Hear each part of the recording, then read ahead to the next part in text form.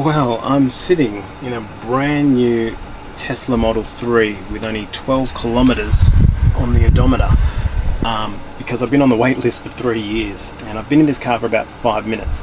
I haven't even driven it yet, but I'm just so excited and I'm going to tell you all the things that I've been thinking about this car in terms of how it relates to space and astronomy. Is this an excuse to just do a video that's somehow loosely tied to the astronomy focus on my channel? Yes, of course, but I cannot not talk about this car right now. So I'm going to give you the Australian Astronomer's Guide to the Tesla Model 3. My name is Dylan O'Donnell and you're watching Star Stuff.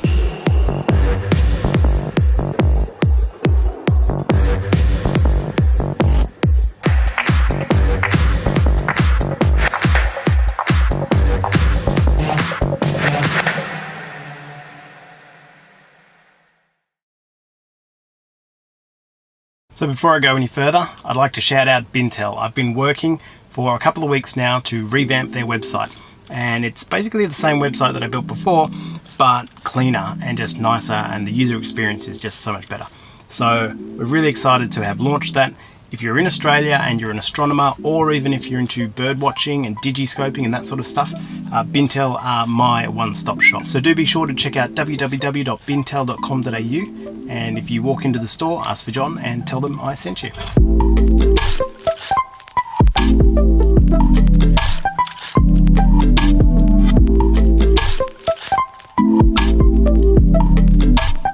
Alright, so I've got this Tesla, first batch in Australia. The first thing we have to do when we test a new car in Australia is see exactly how much beer we can fit in the boot. What beer do you reckon we should try and fit in the boot in the front? Well, seeing that we're here in Byron Bay, Stone and Wood Pacific Ale would be the logical choice. Let's get to it.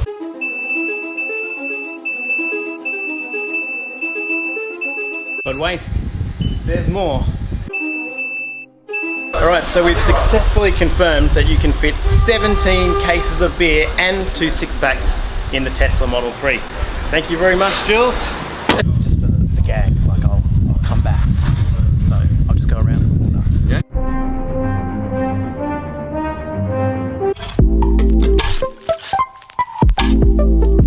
So why Tesla? There's a number of things about this car that strike me as really relevant to astronomers.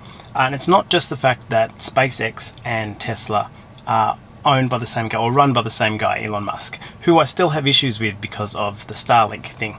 And you should see that video, the Starlink shit show. But they do share employees. Tesla and SpaceX help each other out, and the engineering that SpaceX uses does find its way into the Tesla. A good example of that is the hex crumple zone. You can see the hexagon shape in the front of the car, and that's no accident. That's not just to look cool.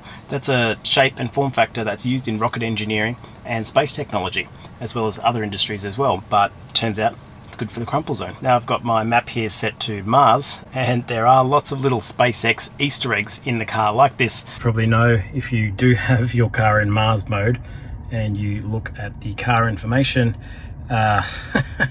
you get the interplanetary transport system from SpaceX, which is pretty cool. Of course, my car is named Carina after my favorite region of space, and an obvious car pun. But this is just so I don't accidentally dox myself, so I live on Mars. So something else that ties the Tesla series to space and space travel is that the new Tesla Roadster, the unreleased one, actually has 3 Gs of force. That number's familiar. It's because it's the same number that the astronauts on board the space shuttle experience. Again, it's something to do with the cross-pollination between Tesla and SpaceX, and I believe they have some sort of oxygen propulsion system that helps create that. So essentially it's a rocket car. But of course the obvious question is, this is a big battery. It's essentially a big battery or a big computer on wheels. And the battery thing is great. You know, you've got all of this energy stored in the car. Surely we should be able to use that as astronomers to power our gear, especially when we're out in the field. Unfortunately, it's not that simple, and connecting an inverter to a car like this, it can be done, but not without some electronic wizardry. And it's not recommended. So unfortunately, you can't use the Tesla as a battery for your portable astronomy rig, which is a shame. It does actually have two batteries. It's got the main battery, which weighs like a ton, underneath the whole car, but then it has a 12-volt battery that charges off of that. So all the other stuff, the computer, the fan, the AC, the electronics, all run off that 12-volt battery, much like a normal car. And funny enough, if that 12-volt battery goes dead, it does need a jump start. So again, you don't really want to be clipping your gear onto that either. At the end of the day, it's probably best just to use the car to bring your own battery and lug that as you normally would. However, there is a cigarette lighter in the Tesla Model 3, which strikes me as a huge anachronism. I, for one, would not want to be smoking in this car. Hidden away, there is actually a cigarette adapter, so you can run your 12-volt gear, which might be a small telescope, but not the computer that you're using for your astronomy rig. Now, I know Tesla will be hoping in future to bring out a pickup truck. If they do, the pickup truck will certainly have more facility, I think. We saw Simone Gertz actually made the truckler, and she did the electronic wizardry to put a PowerPoint on that thing, which is a great idea, and I think that would have huge utility for not just astronomers, but anyone who needs a bit of power and would like to use that big battery reserve. Now, of course, the other thing that was important for me, at least, was I'm used to just driving around in the dark looking for places to take Milky Way photos, and in this car you're silent. So I've always been worried about driving around, especially back roads, and you're near other people's farm properties and things like that.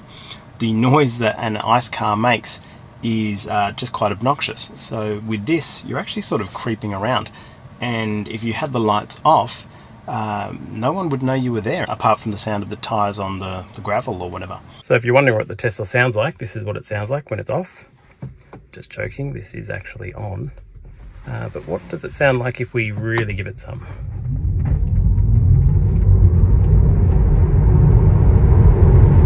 So it's a really quiet, stealthy car. And I think that's an understated point about what's so nice about these cars. The silence is actually wonderful. Of course, the other thing that astronomers will enjoy is that massive glass roof. It is beautiful to look through, especially seeing our own star right up above you.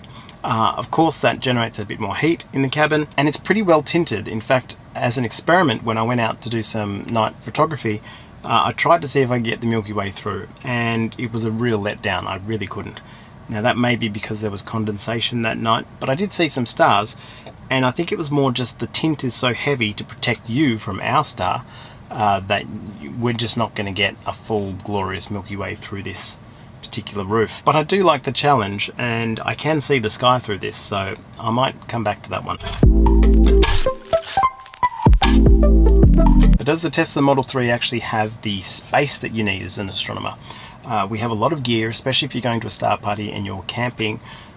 It does have a fair bit of space in the boot, as we discovered with the beer experiment. However, I think if you were going for a full weekend camping and you wanted to take your tent and everything, it is a bit of a tight fit. This is more of a sedan model, the Model 3, so I would probably wait for the Model Y, or if you have money to burn, obviously the Model X would be amazing. You could fit more than enough gear in that car. That said, this has a lot of room. If you don't mind putting the seats down, you're not taking passengers, there is a hell of a lot of room, in fact more than you'd need. So of course I went out to take a photo of the Milky Way stretched in the background of this car. I went out with my friend Lee from Accidental Photography. Thank you, Lee, for coming with me, and it's always good to have an astronomy buddy when you're out in the dark. We set ourselves this challenge to see how much reflection we could get of the Milky Way in the car roof and the bonnet, and I think we did all right.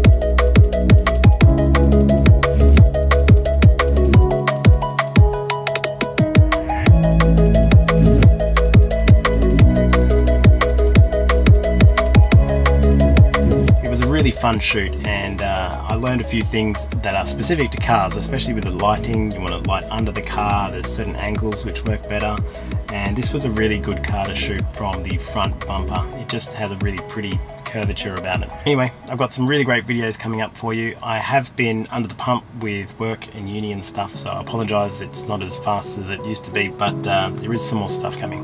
But in the meantime, remember, everything is meaningless and we're all going to die.